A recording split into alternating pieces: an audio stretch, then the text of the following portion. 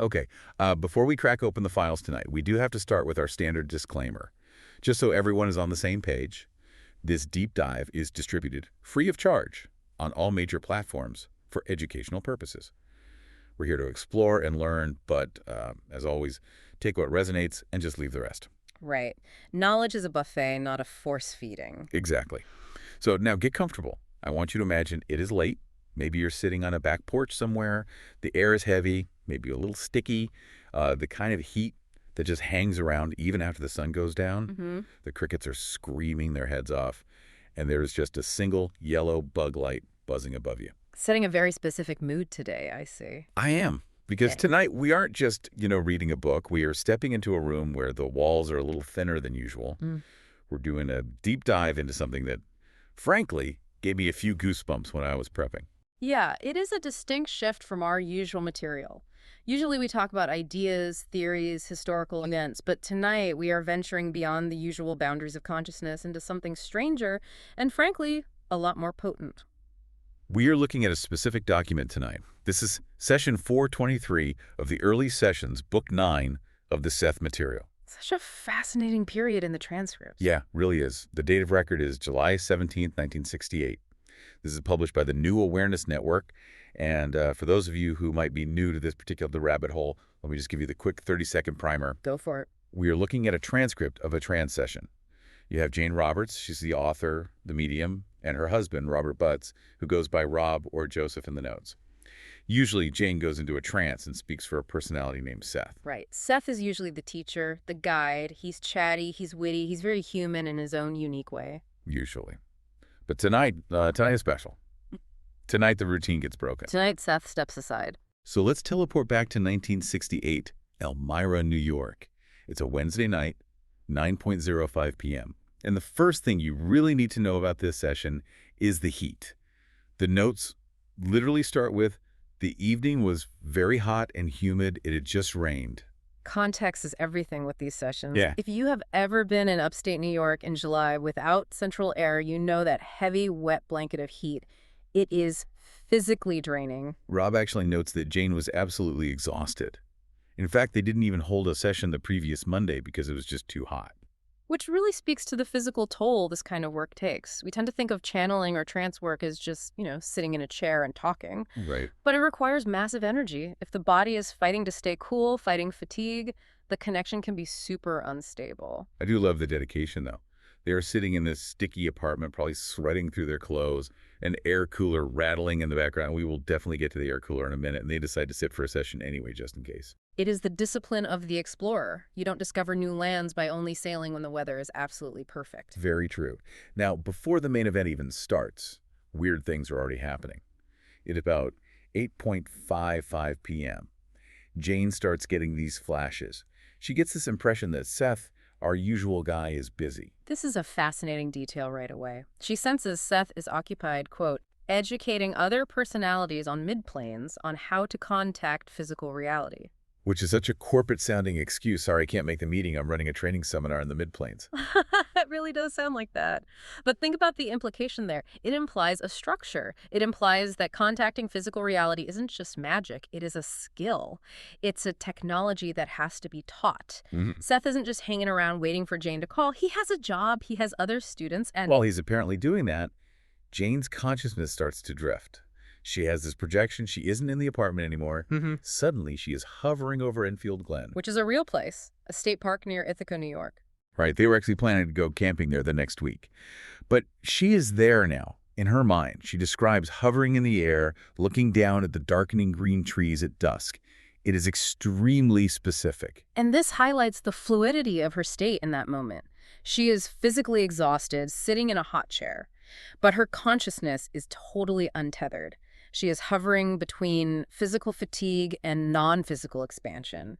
She's already loose, so to speak. And she gets this foreshadowing, this inner flash, that something good is going to happen to her there next week. It's almost like a little postcard from the future. Wish you were here. It's going to be great. It grounds the experience perfectly. Before we get into the high strangeness that follows, we see Jane as a human being looking forward to a vacation. It reminds us that she is the bridge between the mundane camping trips and heat waves and the profound. Okay, so the clock hits 8:59 p.m. Jane says, it'll take a few minutes, but I can tell it's going to be all right. She knows the session is coming. She settles in. Rob grabs his pen. And then the shift happens. This is the moment. It's not Seth. Rob realizes pretty quickly that he is not talking to the guy he is used to talking to. The notes say, Seth's entity spoke instead. We really need to pause and unpack this distinction because it is crucial. To someone new to this, it might sound like semantic hair splitting. Seth versus Seth's entity. What is the difference? Yeah, break that down for us. It's like talking to the CEO instead of the manager. That is actually a really good analogy. We tend to think of Seth as the whole being, but Seth has described himself as a personality essence. Think of Seth as a very sophisticated, very knowledgeable interface. Okay. A persona crafted specifically to communicate with us in ways we understand, but that persona belongs to a larger, vastly more expansive identity, a whole self. So Seth is the finger and the entity is the hand. Or Seth is the diplomat sent to the foreign country, and the entity is the government back home. The entity is the source of Seth. It encompasses Seth, but it also encompasses other personalities, other focuses. It is much further removed from our human reality than Seth is. And you can tell the difference immediately in the room. The entire vibe changes. Drastically. Let's talk about the voice. Usually Seth has this booming, energetic voice. Very conversational. But Rob describes this new voice as high and thin and clear and distant. Distant, that is the key word there. Rob literally has to lean in close to hear it over the noise of the air cooler. It's like the signal is coming from much, much further away. And it isn't just the audio that changes, the visual geometry of the energy changes. Yeah. Jane often described a cone or pyramid effect when Seth would come through, like energy rising vertically above her head. But here, the geometry evolves into something new. Yeah, this part totally tripped me out. She describes the usual vertical pyramid, but then she feels a horizontal triangular projection. A triangle radiating forward from the back of her head. Yeah, from the back of her eyes toward the back of her head and radiating forward and outward. It is like she's becoming a geometric transmitter. It suggests a completely different angle of entry, a different mechanism of connection. And then there is the sensation she reports that someone other than Seth is looking out through her eyes. That is the chilling part for me. She says her eyes were opening often. And even though Rob didn't see a physical difference looking at her face, she felt a subjective difference she just couldn't explain. It wasn't the familiar friend Seth. It was something else. It is the feeling of being observed by something alien. Not alien in the sci-fi sense, but alien in the sense of being wholly other. Something massive looking through a very small keyhole. So this entity clears its throat, or Jane's throat, and starts speaking. And the first thing it talks about is the connection itself. It says, the window is clearer and more transparent, and the channels are therefore clearer. It's acknowledging the setup, acknowledging that the conditions are right for this specific, rare type of contact. But then it drops this absolute mind-bender about distance. It says, many elements separate us, but time and space have little to do with the distances between us. This is a classic concept in this material, but the entity takes it a step further here. If it isn't miles and it isn't years, what exactly is the distance? It's fiction. The entity basically says, you guys have wind and rain. We have emotional storms. It says the barrier consists of storms of fear, doubts, or angers. Think about that for a second. We usually think of doubt or fear as things that happen inside our heads, private, isolated little thoughts. The entity is saying, no, in the broader reality, those emotions are weather. They are physical terrain. A storm of fear is as real of a barrier to them as a hurricane is to a passenger plane. So for them to get a message through to Jane, they aren't dodging satellites or cosmic rays. They are dodging her bad moods. In a sense, yes, or the collective emotional atmosphere of the physical plane. The entity mentions that coordinates must intersect in a neutral area. A neutral area. Meaning a place or a state of mind that is entirely free from that friction. It's like tuning an old radio dial. If you are angry or terrified, the static is just too loud. You have to find that calm, dead air between the stations to get the clear signal to pop through.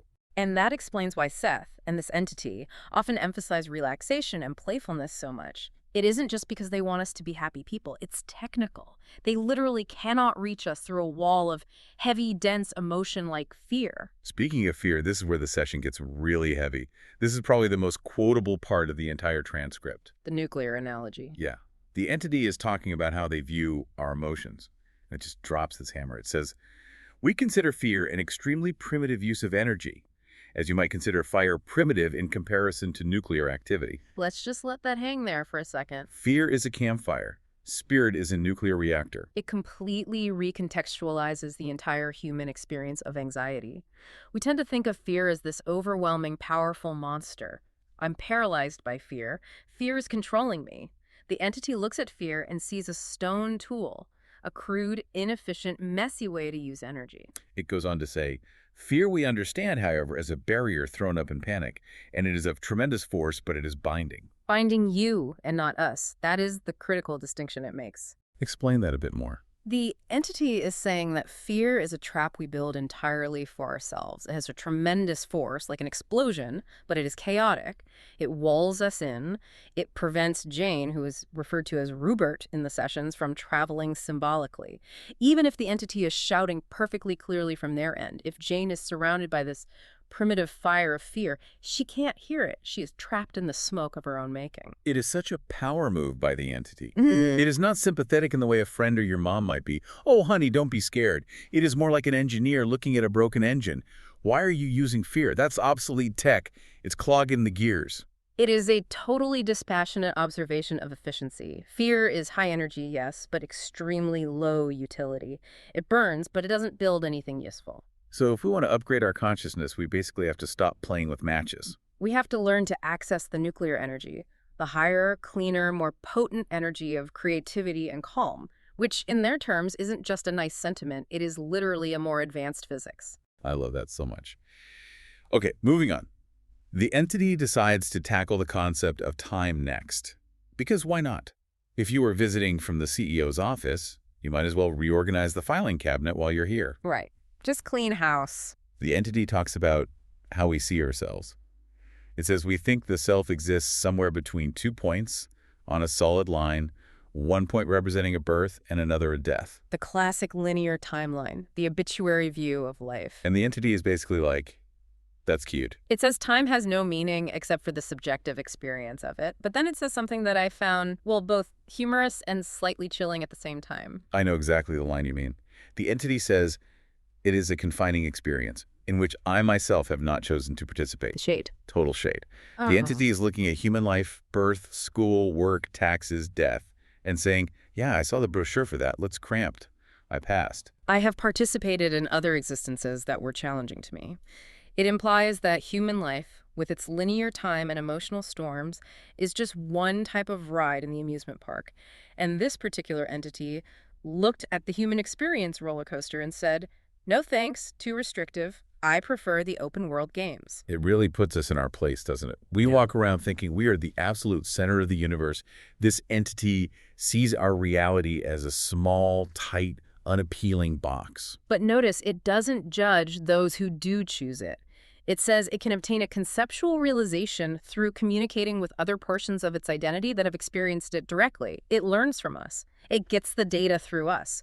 We are the scouts going into the tight caves so the entity can read the map later. So we're doing the grunt work. Great. We are the astronauts of linear time. I will take that. That sounds a little more heroic. It is heroic in a very real sense. Now the session takes a turn. We've done the philosophy, we've done the advanced physics. Now comes the medical exam. Physical manipulations. Yeah, the entity addresses Rob directly. It says, you, Joseph, amplify and act as a conductor.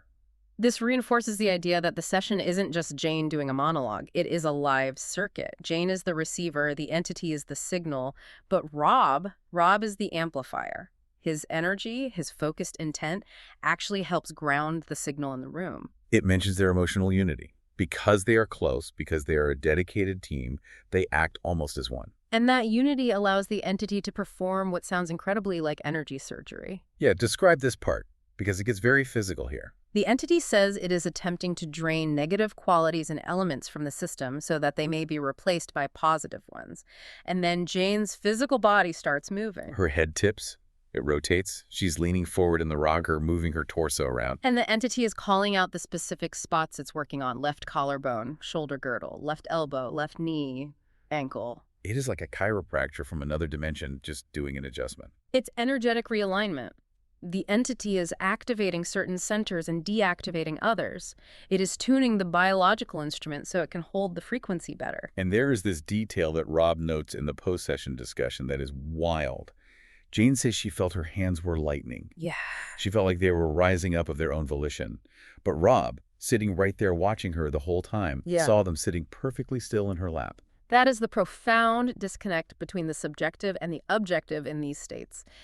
In Jane's reality, which was being directly manipulated by the entity, her energy body was raising its hands. It was moving. But the physical shell was heavy, weighed down by gravity, and that intense exhaustion we talked about earlier. It's chilling because it shows exactly how deep the trance was. She was completely dissociating from the physical weight and location of her own arms. And it shows the absolute control the entity had. It was bypassing her conscious motor control to work on the energy lines directly while leaving the physical body parked. So the session starts to wind down. The voice gets weaker. The entity says, "We will end the session." Very abrupt. No good night, sleep tight. Just end of transmission. And the aftermath was pretty rough on Jane. Yeah, Rob says Jane was very relaxed indeed. Her arms had fallen heavily, but he had to keep after her to get her to open her eyes. She was practically asleep. And then she reveals why the voice sounded so weird in the first place. The driver's ed thing. Exactly. She said the personality, the entity, had difficulty working the voice mechanism. It wasn't that her throat was sore from the heat. It was that the entity didn't know how to work the levers. Think about that carefully. Seth is deeply used to Jane. He knows exactly how to use her vocal cords, her breath, her vocabulary. He has driven the car 1,000 times. The entity. This is likely one of the first times it has directly taken the wheel of a human biology. It is fumbling with the clutch. It doesn't know how much air to push through the larynx. That perfectly explains the high, thin voice. It is like someone whispering because they don't know how to shout without accidentally breaking the machine. It adds such a profound layer of authenticity to the account. Think about it. If Jane were consciously faking this, why make the superior entities sound weak and thin? You would naturally make it boom like a god to show its power. But the mechanics of it, the physical difficulty of operating a biological machine you aren't used to, makes perfect logical sense. And Jane notes that she felt Seth standing between her and the entity, acting as a translator. Which confirms the hierarchy we discussed. Jane, then Seth, then the entity. Seth is the bridge. But tonight, the bridge stepped aside just enough to let the raw source shine through directly. And what a light it was. Indeed. So let's bring this all back down to earth. We are back on the porch. The bugs are still buzzing around the light. What do we actually take away from this? What does this mean for you, the listener, driving to work or folding laundry right now?